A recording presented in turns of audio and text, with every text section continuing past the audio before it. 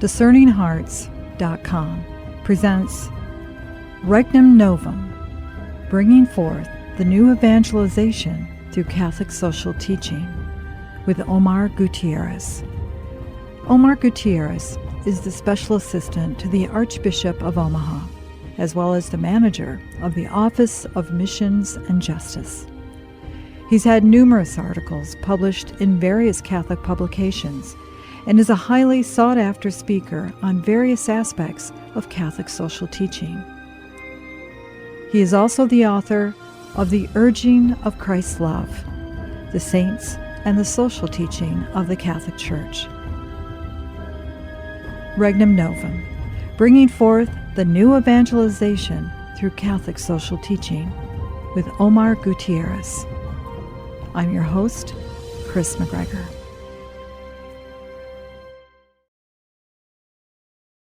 We are now to the fourth point that you've brought forward for us in this study of Catholic social teaching. Wonderful values for us to really take into our hearts and to come to know and to be able to articulate to others out in the world. Essentials: truth, freedom, justice, and love.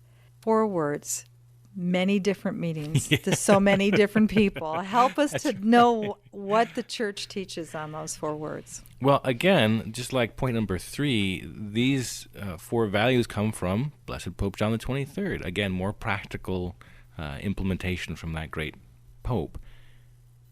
It's precisely because there's so much confusion about it, I think, that these values were put forward. And it's these values that inform how we view the principles, and we'll see that, I think, as we go on. But you really have to start, I think, because of a lack of education. And John XXIII makes this point in Mater et Magistra again. Mm-hmm. And he brings out all 4 of these values in Pacem and terris. It's precisely because there's a lack of education, a proper understanding of what truth, freedom, justice, and love is or can be, that we have to spend time on this. And it's rooted, again, in properly understanding the human person. So we start with something like truth.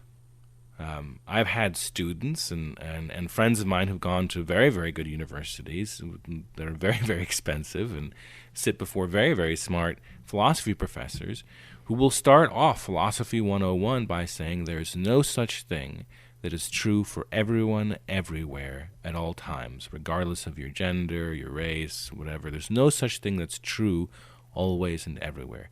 There's no such thing as an objective truth. You can just hear the bomb going off, can't you? I mean, just this little nuclear cloud in this young person's entering into college and then going home, and the Catholic parent is going, oh my gosh, what have I done? And what you just described as you know this, it's happened to so many Catholic families. They send their kids off to schools.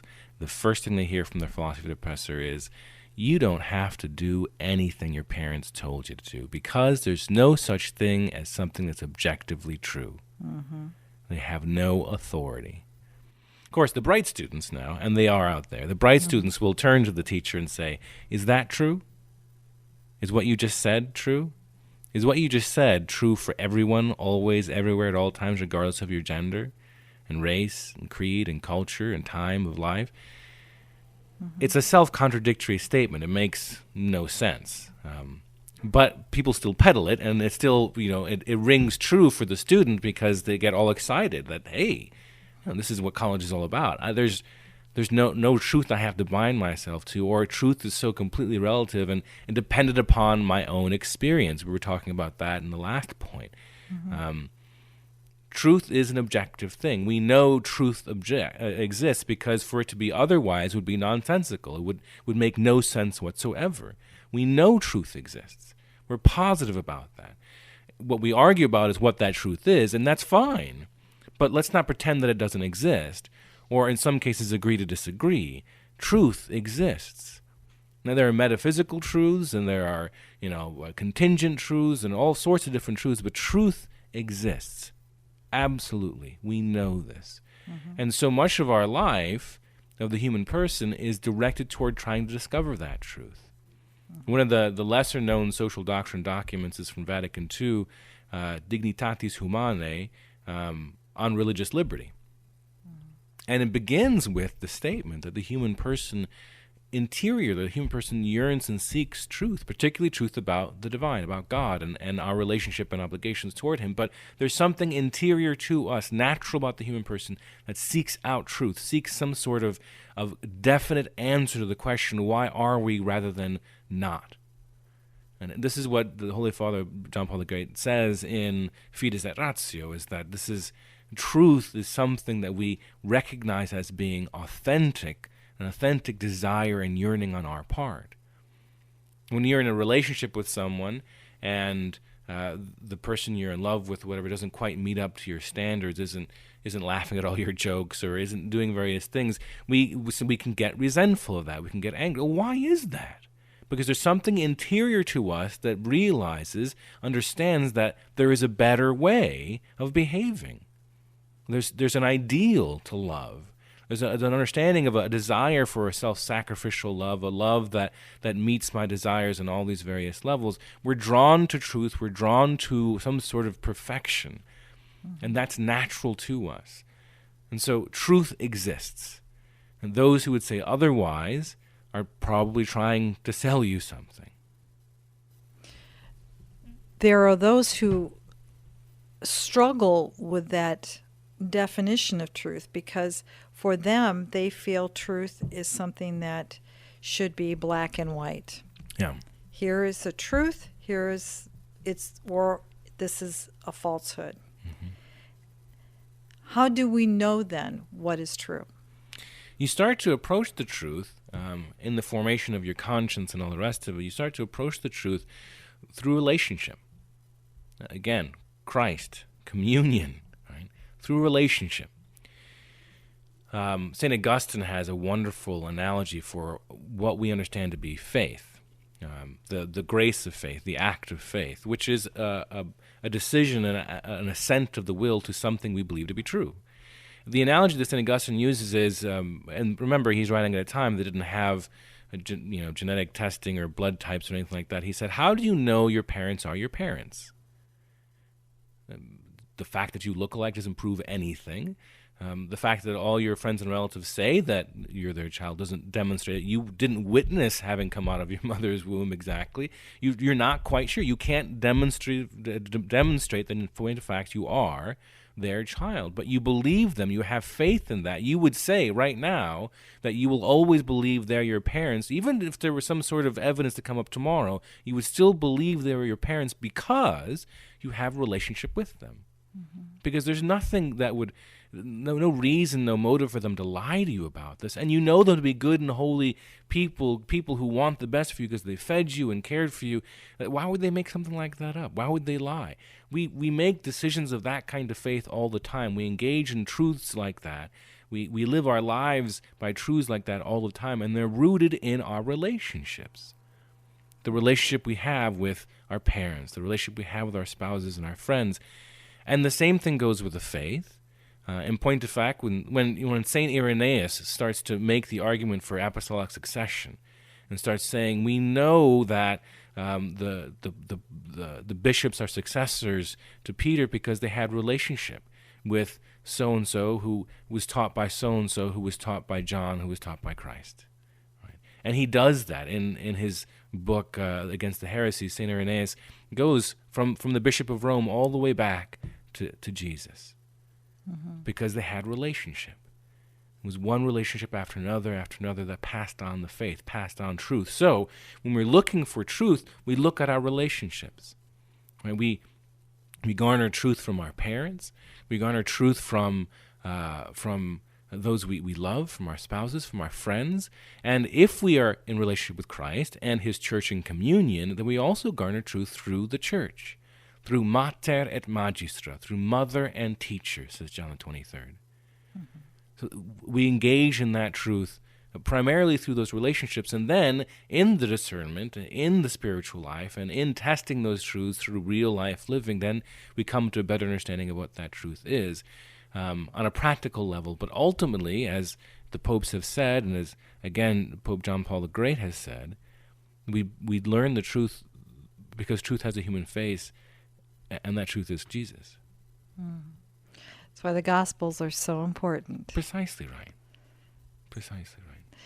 And for us, the basic fundamental truth is the value of each human person, the human dignity. It goes back to that Baltimore Catechism, doesn't it? It always seems to. Yeah. Why were you created? To know him, to love him, to serve him, and to be happy forever with him in eternity, in heaven. Exactly. And because we were fashioned that way for that purpose, that means my neighbor was fashioned for the same purpose and the same reason, and we have to respect that. Yes. And allow them their dignity. That is a fundamental truth, yes? Exactly, and I'm glad you brought up the book of Baltimore Catechism, because that there is a value to that. We understand not just who we are, but what we're made for. This is rooted not just in some sort of whim by bishops on the East Coast. This is rooted in a classical philosophy that stretches back millennia, even before Christianity began. This notion that we can know what we are and we can know what we're made for, what the Greeks would call our telos, our end. What are we driving for? What's the truth of that thing that we must go towards? And in Christianity, we believe we're called to be happy with our Lord forever in heaven, to love, serve, and be with him forever in heaven. That's what we're made for. And so by knowing that truth in faith, by knowing and grasping that truth, then we can better understand who we are, and we can make better decisions about the things we do. That's why truth can be found in the Catholic Church, in Mother Church, and it connects again over and over. We can now trace it back all the way, just as you pointed out, Irenaeus showed us how it goes all the way back to Jesus himself. That's the beauty in the recent scholarship that's been done on translating the works of the fathers of the church, Exactly. as well as that group that in between the doctors of the church. But I mean, you can see now, you can trace all of this back to the fundamental starting point of Jesus himself and the gospel that he preached. Exactly right. And we can trace it back to the creation he created, right?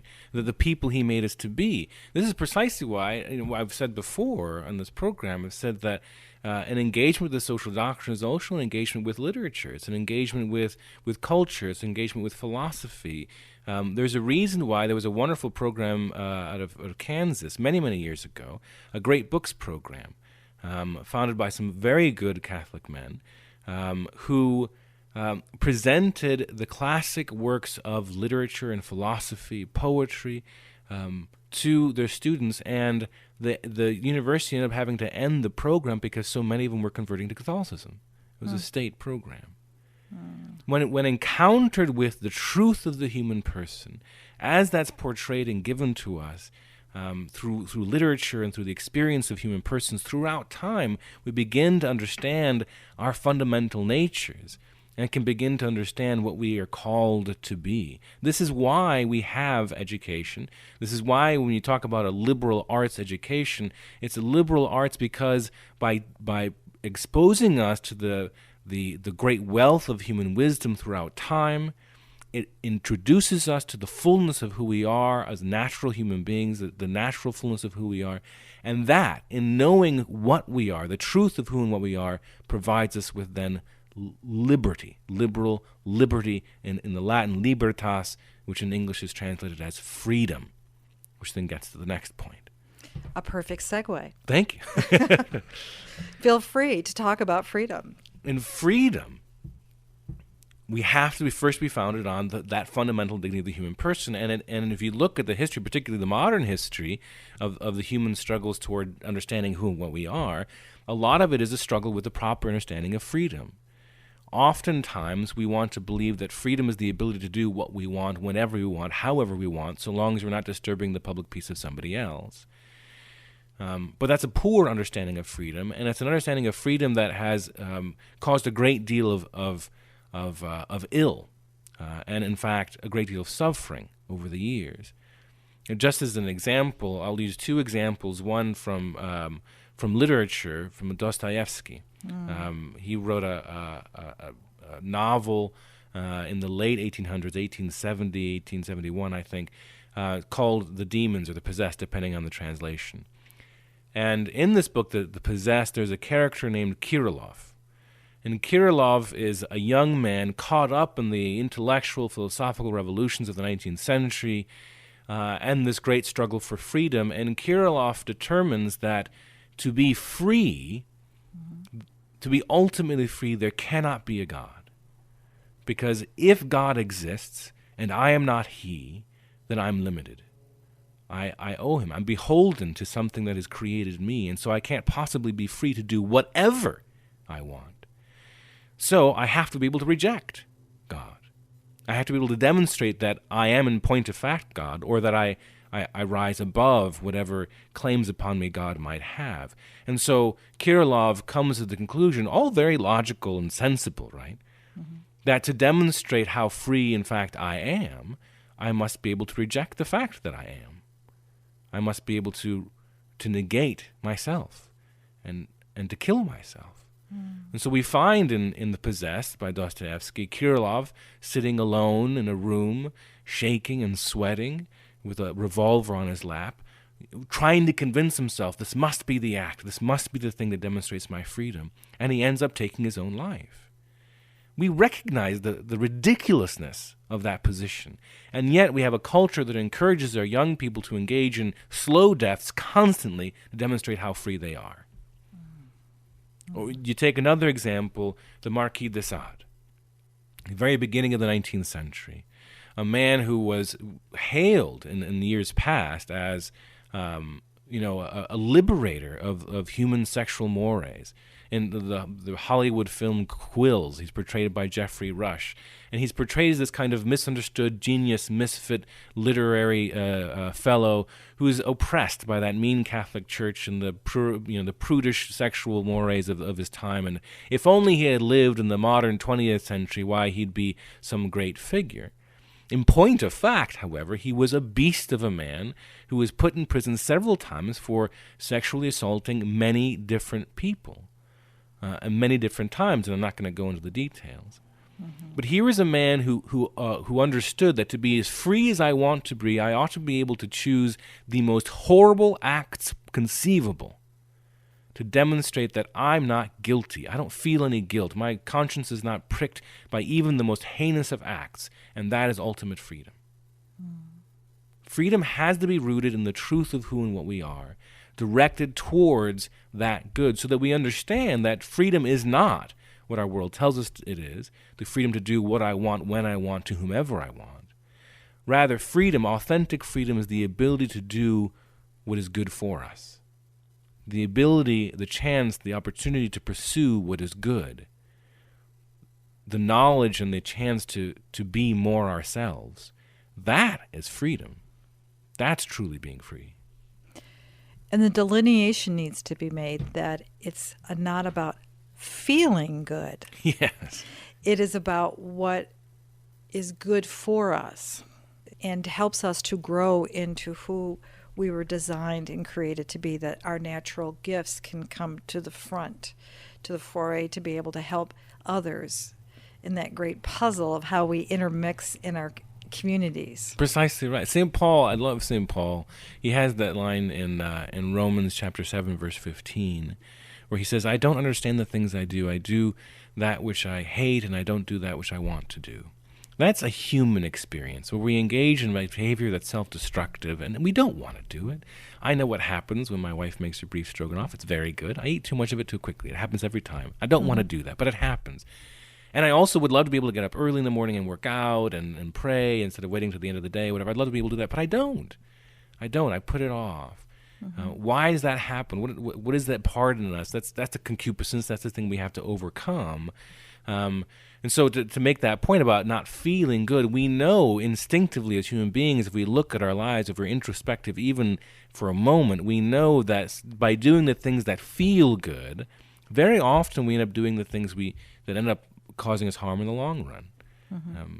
And we know to start to avoid them or want to avoid them. Freedom is the ability to stop doing that which I hate and to engage in those things that I love. That's authentic freedom.